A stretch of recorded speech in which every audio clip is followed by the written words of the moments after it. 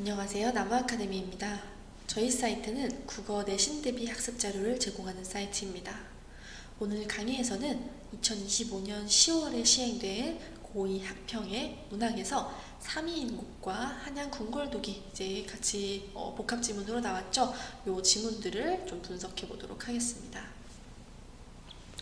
자, 여러분, 이 3위인곡이라고 하는 거 이제 우리가 정철의 3위인곡으로 좀 유명한데 제목은 같지만 다른 작가의 작품입니다. 내용 좀 볼게요. 구중궁궐 님 계시니 만날 길이 요원하다. 자, 이 구중궁궐이라고 하는 것 당연히 이미 계신 공간을 말하는 거겠죠. 그곳에 이제 이미 계시니까 만날 길이 요원하대요. 자, 그래서 지금 화자는 임을 만나지 못하는 상황이구나 라는 거를 우리가 알 수가 있습니다. 자, 많은 일들로 소이간식하시니 건강은 어떠신지 얼굴빛도 파리하다. 그러니까 지금 임에 대한 굉장히 그리움, 걱정 그런 것들을 보여주고 있습니다. 그래서 임에 대한 아주 화자의 충정, 깊은 충정을 보여주고 있네요. 자, 정상으로 겨울 기러기 따라 석양의 빛 잠깐 뜨니 사랑하는 겨울의 빛 참배심을 놓여낸다. 이웃의 칠실녀 손짓하여 불러와서 대바구니 옆에 끼고 미나리 캐어보니 자, 살지고 연한 맛을 님에게 드리고저 받들고 바라보니 천리에 뉘 전할고. 자, 지금 보시면은 이 주인공이 화자가 미나리를 캤는데요. 이 미나리를 왜 캐냐면 그 맛을 님에게 드리고 싶었거든요. 그러니까 이 미나리라고 하는 소재는 화자의 임에 대한 화자의 정성과 사랑이라고 우리가 볼 수가 있습니다. 그런데 문제는 뭐냐? 이거를 전할 방법이 없는 거예요. 임에게 전하고 싶지만 드리고 싶지만 전할 방법이 없어요. 천리에 뉘 전할고. 그래서 싸고 다시 싸서 베개맡에 놓아두고 베개맡에 놓아두었습니다. 자, 사창지는 달에 첫 잠을 잠깐 드니. 자, 이 첫 잠에 들면 우리가 여러분 어떤 일이 일어나냐면 꿈을 꾸게 되죠. 자, 이 꿈이라고 하는 공간에서 임과 만나게 되는 겁니다.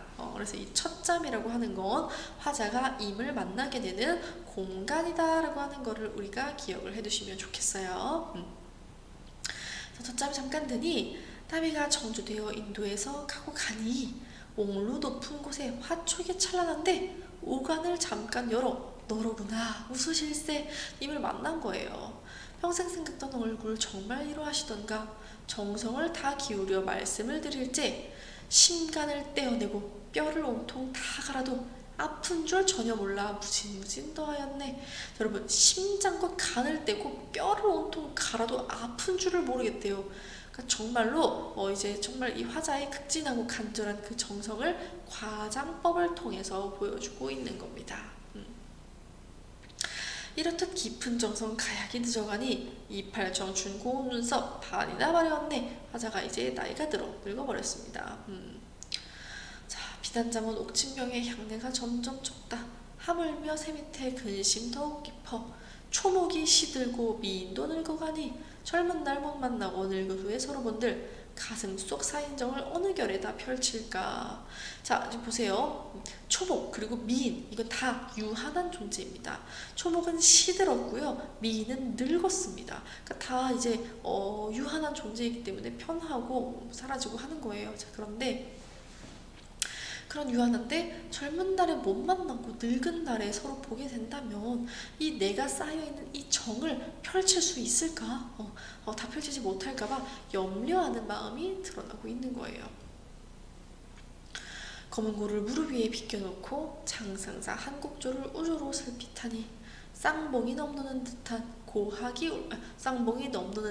고학이 울고 가는 듯 각은 깊고 달이 높으니 하늘도 점점 높다. 줄줄이 슬픈 소리 내 마음 일렁인다. 자, 지금 한곡조를 슬피 탄다. 검은고를 지금 타고 있는데 이런 분위기 이제 상적 분위기 드러나고 있고요. 자, 거기에서 쌍봉이 넘는 듯 고학이 울고 가는 듯. 자, 우리가 이런 비유적인 표현 특히나 직유법 같은 경우에는 표지가 되게 분명하죠. 뭐뭐같이 뭐뭐처럼 뭐뭐인 듯 이런 것들이 나오는데 여기서 요 듯이 쓰였네요. 그래서 비유적 표현이 등장하고 있습니다. 아무튼 그래서 그런 슬픈 소리 때문에 내 마음에 일렁인다. 지금 검은고의 그런 슬픈 소리가 화자의 심리로 이어지고 있습니다. 자, 장풍이 슬쩍 불어 임 계신데 돌아가면 한밤중 베개 위에 부디부디 느끼시리. 답답하고 그리운 때 하늘을 바라보니 넓고도 높은 기상이 아니 님이신가.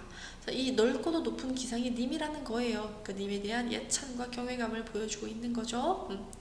평생의 우러름이 진실로 하늘 같은 내 님이라. 임에 대한 충정을 보여주고 있습니다. 두어라 천명과 전시 정한 때 있으니 주당에 만부용되어 수용하며 기다리려 하노라. 그러니까 임에 대한 충정 지키면서 자기는 현실을 감내하고 기다리겠다 라고 하는 것들을 이렇게 보여주고 있습니다. 자, 그래서 이제 화자가 임금에 대한 간절한 그리움과 영원한 충성심을 얘기하고 있어요.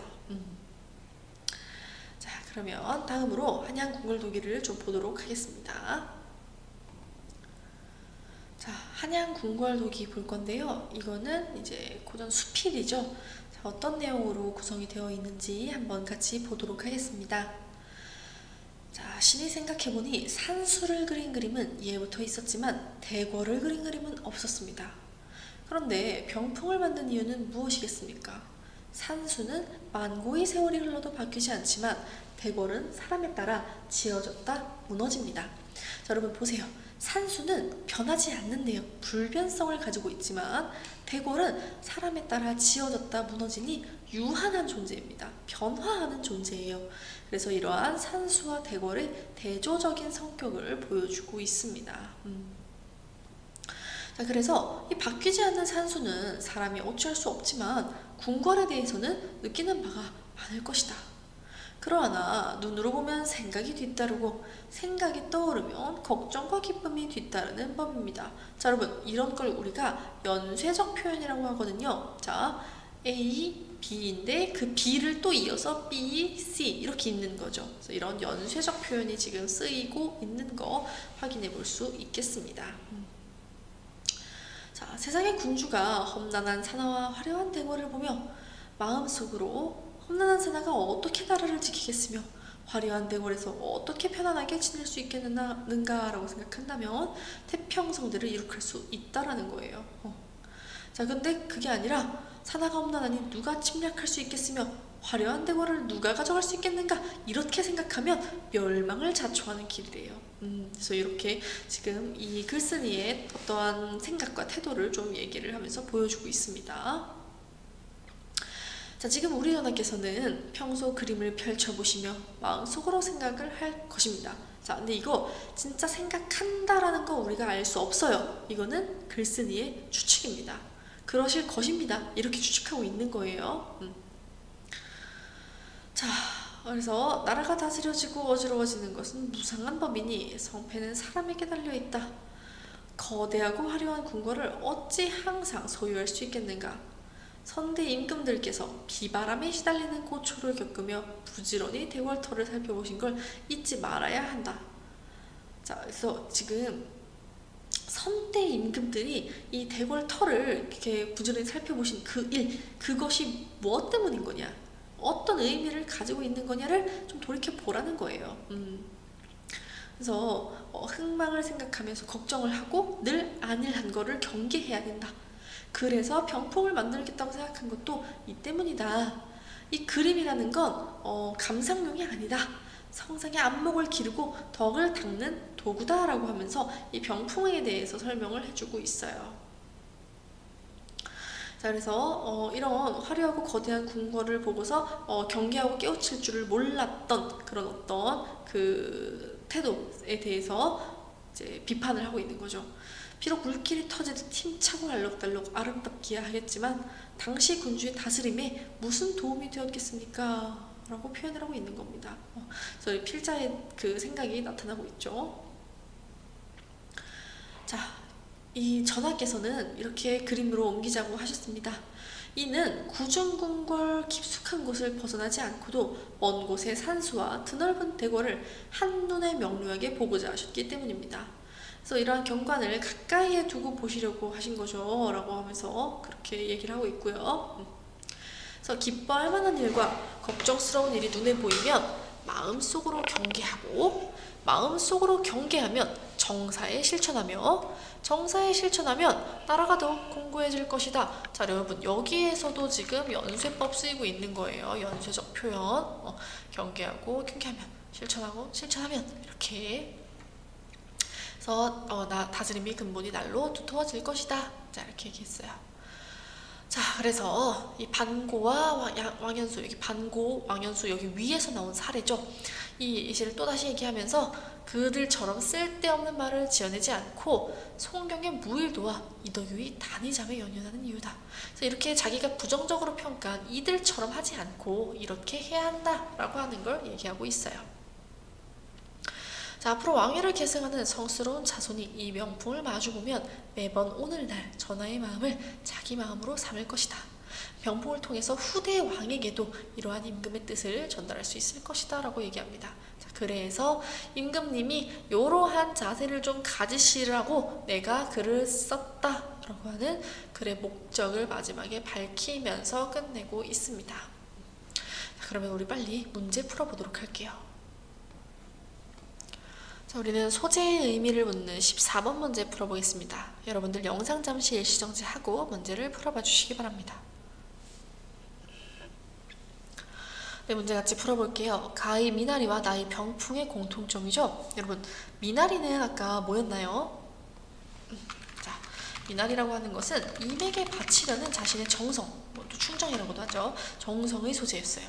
자, 그런데 이 나의 병풍은 또 뭐였나요?